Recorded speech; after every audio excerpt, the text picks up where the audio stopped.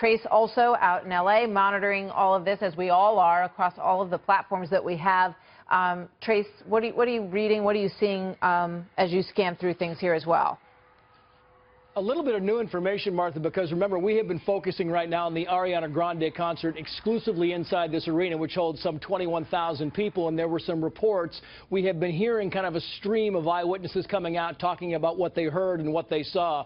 We just saw some video of a witness that was just of the outside of the arena, and you could hear what sounded like an explosion. This is from the outside. It was really loud, an extraordinarily loud explosion from the outside, so you can imagine what it was like on the inside. Again, the early reports were saying that was something on the right-hand side of the stage, as if you were looking at Ariana Grande performing. She had just walked behind the curtain, and then the explosion happened, they thought, on the right-hand side of the stage, but then we saw the video and there was no smoke. Well, now the UK Transit Police are focusing on the foyer. They're focusing near the ticket office, believing the explosion did not happen inside the arena proper where the 21,000 plus were, but possibly in a foyer on the side of the arena. Remember, we talked about this being kind of a contiguous building with Victoria Station that goes right into Manchester Arena, and now the focus seems to be not in the arena itself, but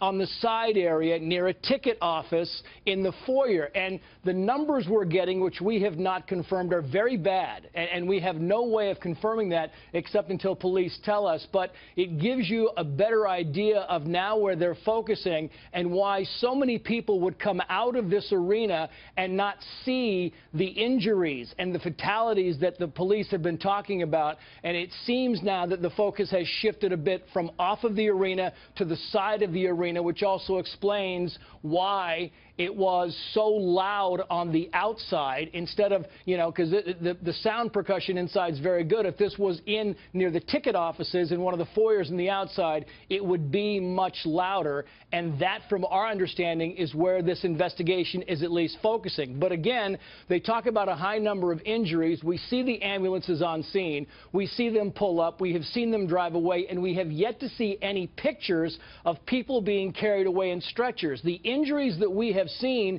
appear to be, for the most part, superficial. We're talking about people with some blood on their legs and their knees and, maybe some hand injuries and so forth, but we haven't seen the injuries that have been described to us by some of those officials who have been talking about this, saying there are a number of fatalities and many people were injured or wounded in this attack. So as we get more information, it'll become clearer now, but maybe the focus is switching a little bit to the foyer and not inside the arena itself. Martha.